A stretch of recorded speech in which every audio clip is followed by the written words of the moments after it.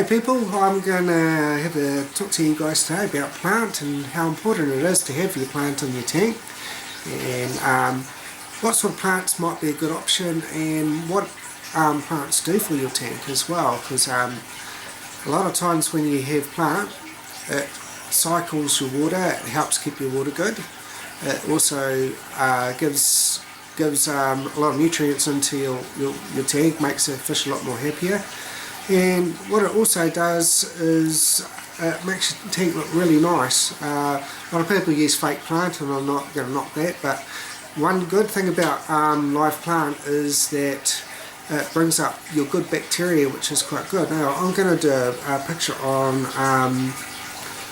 what happens in your tank, and we're going to talk a bit about nitrates and ammonia and things like that. So okay, so first of all, we have our fish. We have our fish, and excuse my drawing. So you got your fish now, and you got your tank. Right, so and you have your substrate. Now what happens is the fish poops. And now that poop is all stuff that's eaten, and now the poop causes what's called ammonia. Now ammonia is a toxin that can kill your fish very fast. So when what happens is the toxins affect the water, and you have to keep up with your water changes to dispose of all ammonia in the water. And if it's left too long and you don't do your water changes, your fish end up dying. So the other ways of doing it, I mean, you can add cycle and other things to your water, which is a really good idea. But your plant will also help you do this. So what happens is, we want to get our water to a good perimeter and make it easier on ourselves. We still have to do our water changes no matter what, and our filter does a lot of this sort of stuff as well. But the plants are a bit of a helper. So you have your plants in your tank. So what happens is the fish poops, and it rests in there. Now what happens is that poop, instead of necessary turn, you still get a bit of ammonia out of it, but it turns into fertilizer. So your plant grows and gets bigger and feeds off all that poop. So it disposes off all the more plants you have, the more it disposes of the bad ammonia. It also produces nitrate and nitrates. Now you can have unhealthy levels of nitrate and nitrates, but the ammonia one is what we want to focus on, because the plants bring all that up, and your filters will do the rest to dispose of the other stuff. And bubbles also help to, if you have neostrate and any of bubbles going up, so to speak, that gets rid of all your nitrates. It dissipates and hits the top of the water. So now, what sort of plants would be good for a beginner? Now, yeah, so many plants you can get in the shop, and it's quite astounding how many varieties there are. I'm going to go into particular. I've got a few varieties here, but I'm not going to go into that in particular. So live plants help a tank out really well, and it does a lot of good to your tank, and makes your fish happy. It makes your fish tanks look beautiful. So when we're looking for plant, what are we looking for? I've got a few varieties here. This one here is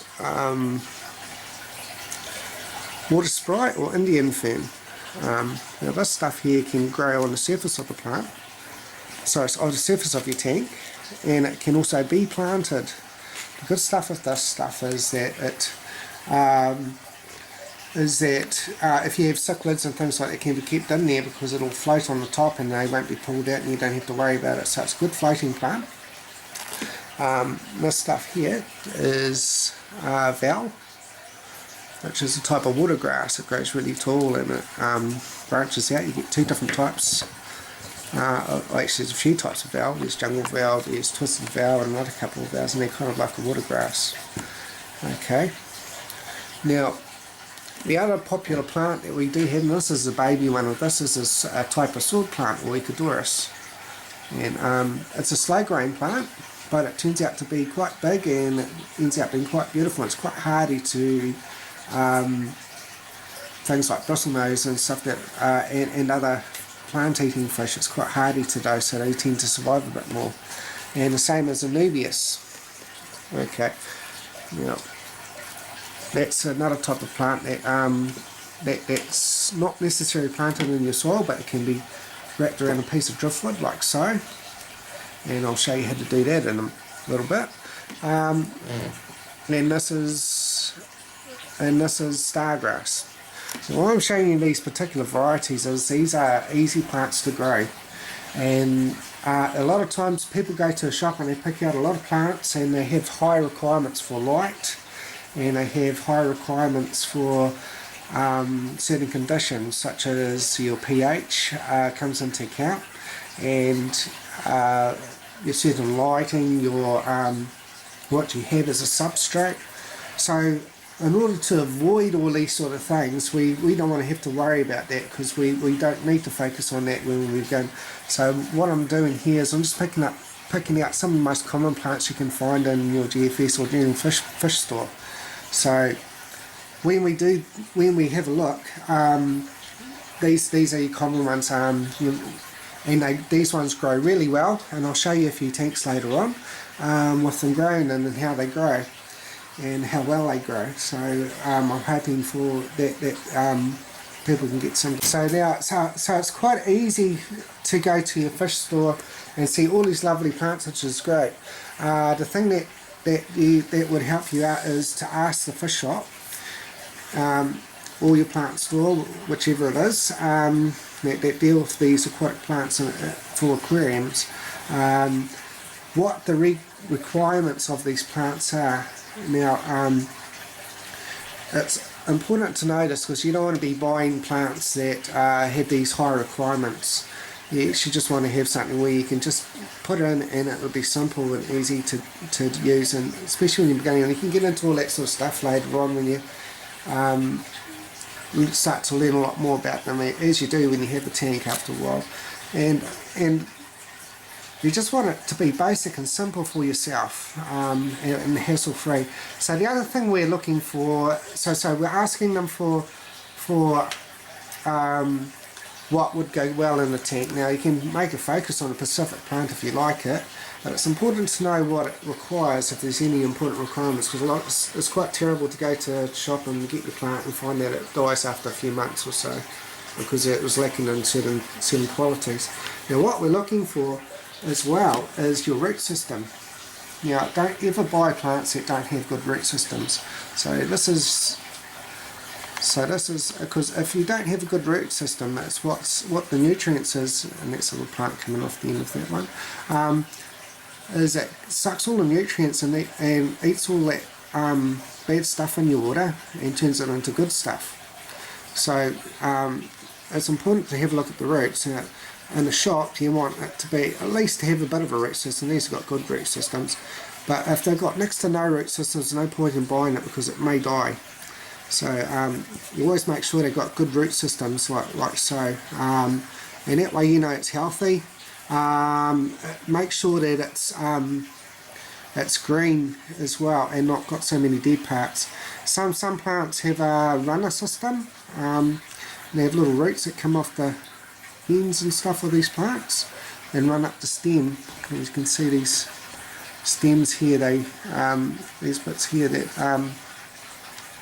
run along the plant. They've still got long roots running along it. They can be planted on any parts or broken up and planted. And this is a little sword plant, Orchidorus, and they've got to have at least some root system like this as well. If they're next to none, they may not grow properly. With your Anubias, and the same as for your Java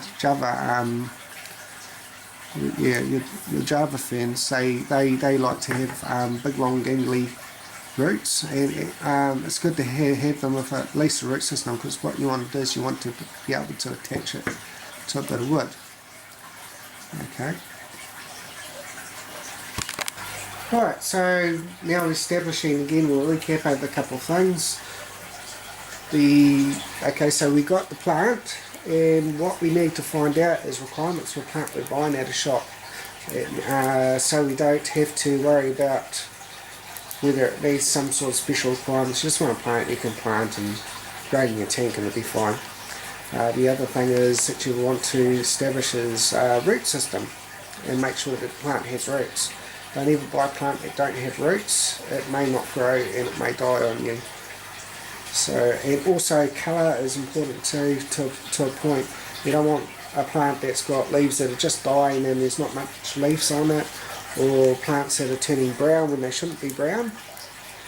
Those are all signs of an unhealthy plant. You want it to be as green as possible and a good root system. So that's a good way of selecting your plant, and that's what you want to do. Okay, sometimes, so what if we get things like Java fern or Anubias, which is this stuff over here. This is Anubias, and it can be, this is more involved to attach, because you want to attach them to a rock, an ornament, or even a bit of wood. So I've got a bit of wood, I'm going to give it a little short. Okay. So what we're going to do, this is the easiest way I found. So you've got this big long stem in here, all these long roots, and you've got these stems come up with leaves. So what we're going to do is we're going to try and attach this to this here, and we're going to use rubber bands. Now what we're going to do with the rubber bands, we're going to make it fit down between the stem. You have to be careful because you don't want to break any of it off. So what we're going to do is we're going to slide this up here like so. So this is where we want it. We want it to sit. The rubber bands sit in between these stems here. So we put it on like so. Find a nice groove for where it's going to attach, and this can be the same for Java fern of a long root system. So you can keep the rubber band whole, or you can split your band up. So we're just twisting it around, making sure it's going to fit between that. There you go. Now you want it to sort of sit on the whole stem. You may only need to do it a couple of times. You can do it with twine, or you can do it with nylon. I prefer rubber bands because it's really easy to attach with a rubber band. And when it's after about, so this is it here, so I've attached, and you can see it's going between the stems of the leaves and running up here. So now that's complete in itself. Now we're going to leave that on that bit of wood, and in 2 weeks these roots here will take hold into the wood, and it'll grow into the wood or the ornament or the rock, whichever. Wood's usually easier to grow. Now in 2 weeks time they will attach to the wood, and all you have to do is know him to untie anything. Just come along and use the scissors and you snip it off in 2 weeks. It's non-toxic to your fish, and as soon as you cut it off, you just pull it out your tank and it's done. And you'll find yourself it will have a very firm grip and it grows right inside the wood. Okay, so that's one way of attaching the Anubias, and this is the best way I found for myself. Everyone has their own different ways, and you can try those ways as well. There's nothing wrong with it, but this is the easiest and the best that I've found for attaching Anubias, especially with wood. With rocks and ornaments it can be a little bit more harder. You just got to find a place where the roots can take hold. If you put it on a flat surface where there's no grooves at all, the roots may not take hold because it wants to grow into the wood. So anything that has a little valley, rift or groove, it'll take hold of, and that's how we do that. This is also a very nice plant that can, it's a slow growing plant, and the same with Java fern. It's a little bit faster growing than Anubias, but these are the sort of stuff that are really hardy plants that take quite a bit of an onslaught to have anything bad happen to them. So yeah, so that's what we have here so far. Now I'm going to take you to some tanks and show you some of these plants that are already planted, and just to show you how they grow and how easy it is. Now another important thing to know about plants and growing plants is, if you don't have a light, you need to keep it sort of near somewhere where it's getting natural light, because plants usually you have plants with a light on them for at least 12 hours and 12 hours of dark. They need the dark periods too, as you can overgrow in the algae. You don't have to have it for 12, you can have it up to 8, but a lot of them suggest that you have it up to 12 hours of light. So, and that usually helps your plants grow really, really well. And yeah, so now we're going to go across and I'm going to have a look at some more plants. Okay people, this is the Indian fern. And as you can see, it's got quite a canopy of this stuff, and this stuff grows really fast. You don't even need anything really required to grow this stuff. It's a great indoor tank plant, and this stuff is just floating. And as you can see, there's quite a bit of just canopies at the top, and it doesn't take long to do this. And water perimeters in here are really quite good. So this is the Java fern, sorry not Java fern, Indian fern, which it grows quite well. And so this is what the surface, some of these surface plants can look like, and it just covers the top.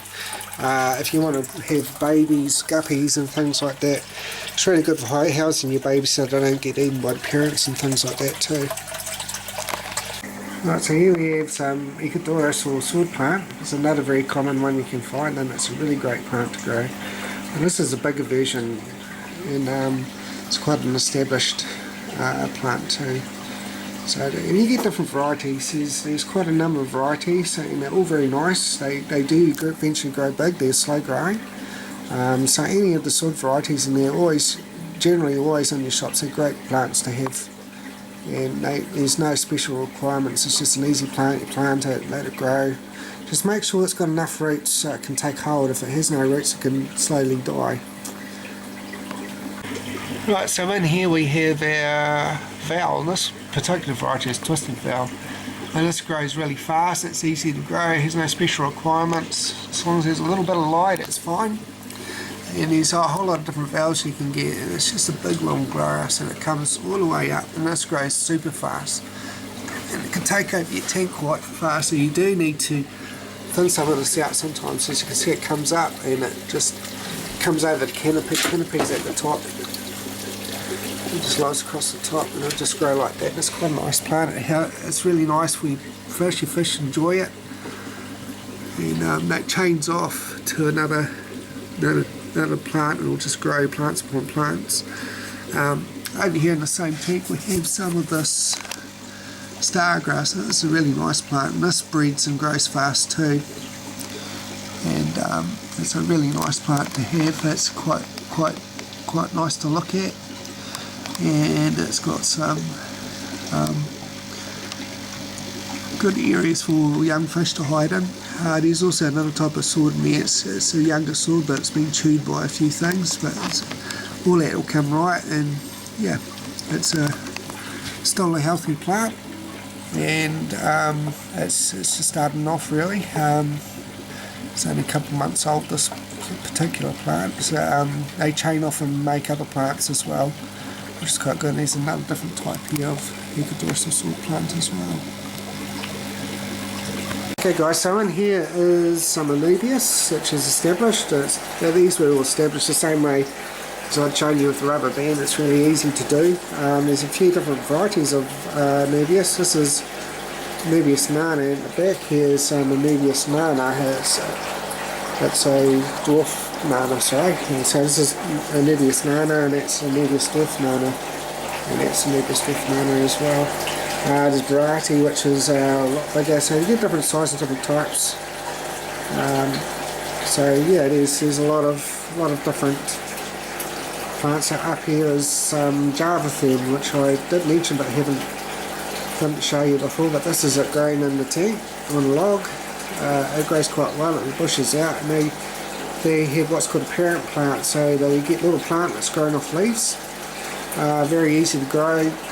None of these plants are demanding, and that's the thing you have to worry about with a lot of plants, is demanding. So when you ask your shop what requirements are, you sometimes have to just rely on their honesty. And if you keep getting bad things such as short roots or next to no roots, or the plant is dwindling somehow, just don't buy them. And if they give you bad advice on plants all the time and cannot give you a requirement, just ask if it's easy, it's all you need to do, and if they should be able to give a direct answer. If they say it is, and you keep buying that type of plant over and over again, they keep dying, and I guess they're not really a good shop to go to. So I hope you guys got a lot of information out of this, and I was just in the hope of being able to help people out. And yeah, if you have any questions, just leave it and I'll be more than happy to answer them, or give you any help where I can. Yeah, so yeah, I hope you guys enjoyed the video, and see you next time.